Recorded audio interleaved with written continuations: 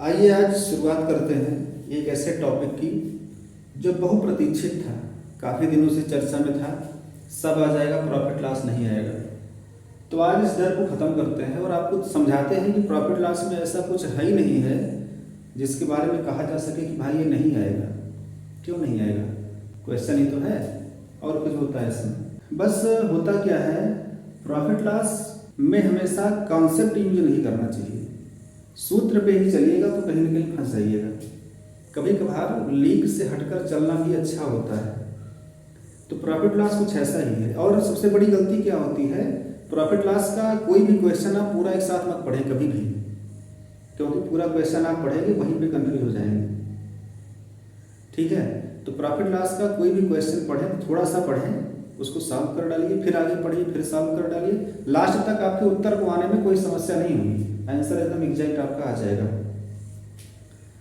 तो बस अब शुरू कर देते हैं सीधा प्रॉफिट और लॉस, और आपके अंदर के डर को दूर करते हैं। आज के बाद प्रॉफिट लॉस में कोई समस्या आपको नहीं होगी। आप देखिए एक बार, भाई कोई भी सामान आप खरीदेंगे, कोई व्यापारी खरीदेगा, जितने रुपए में खरीदेगा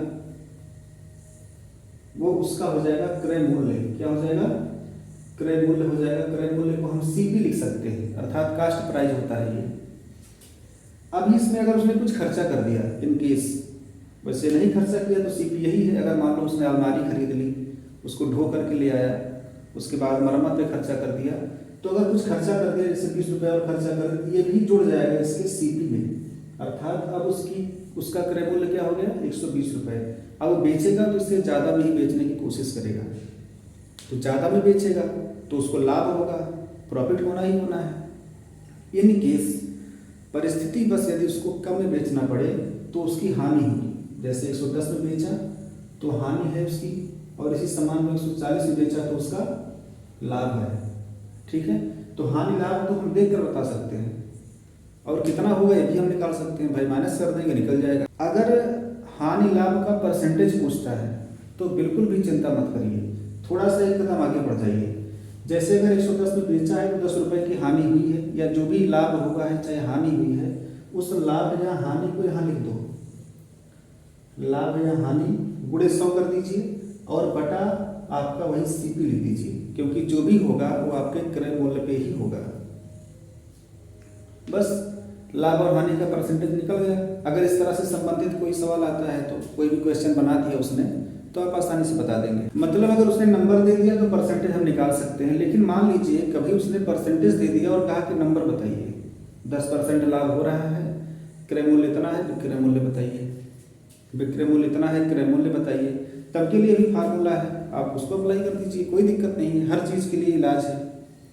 अभी देखिए, अगर उसने लाभ या हानि परसेंटेज दे दिया, चाहे लाभ परसेंटेज दे दिया चाहे हानि परसेंटेज दे दिया, और आपसे पूछ लिया विक्रय मूल्य, तो आप ऊपर रहना, इस बात का ध्यान देना है कि ऊपर रहना है। 100 लिखना है, अगर लाभ है तो प्लस, हानि है तो माइनस। आप यहाँ पर लिख दो आपका जो भी है लाभ या हानि, बटा 100 कर दीजिए, और गुणे सीपी कर दीजिए। गुणे यहाँ पर सीपी कर दीजिए तो आपका एसपी निकल जाएगा, एक ही फार्मूले में।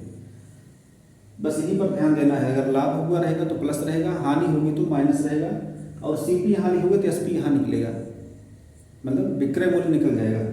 लेकिन अगर उसने कभी क्रय मूल्य पूछ लिया तो हो सकता है ऐसा फंसाने के लिए। भाई समस्या तो ऐसे ही सवालों में होगी ना, जब आसानी पूछ लेगा तो पढ़ना क्या है। तो क्रय मूल्य और विक्रय मूल्य होते हैं एक दूसरे के उल्टे।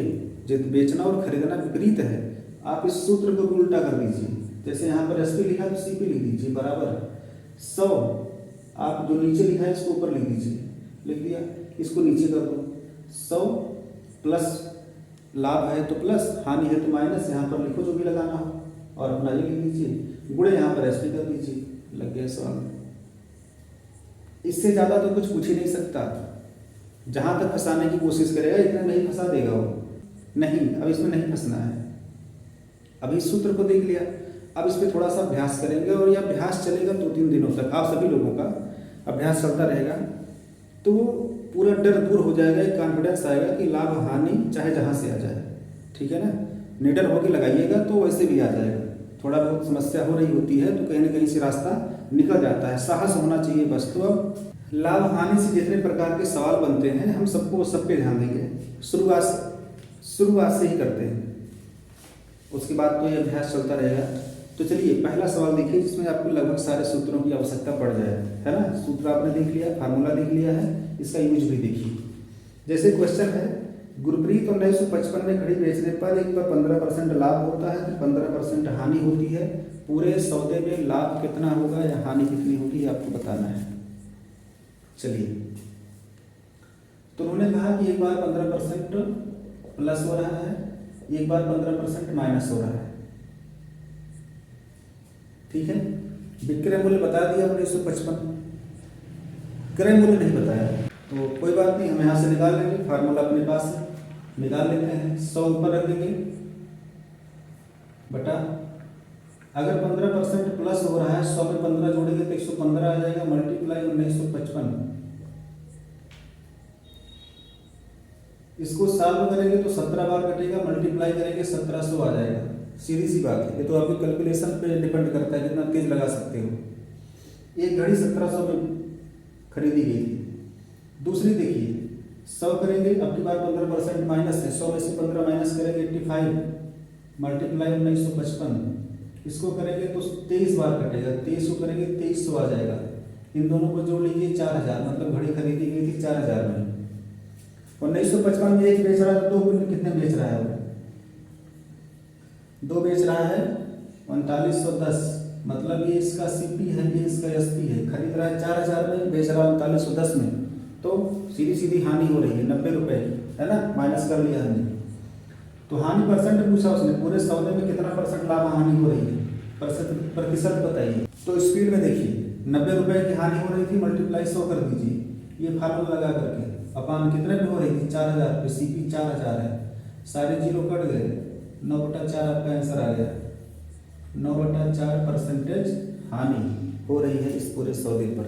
तो इसी तरह के बहुत प्रकार के सवाल बना देते हैं लोग, बहुत प्रकार के सवाल बना देते हैं, अलग अलग तरीके से फंसाने की कोशिश करते हैं। तो आपका ये कॉन्सेप्ट है, इसी को आधार मान के लगाएंगे तब भी सारे सवाल लग जाएंगे।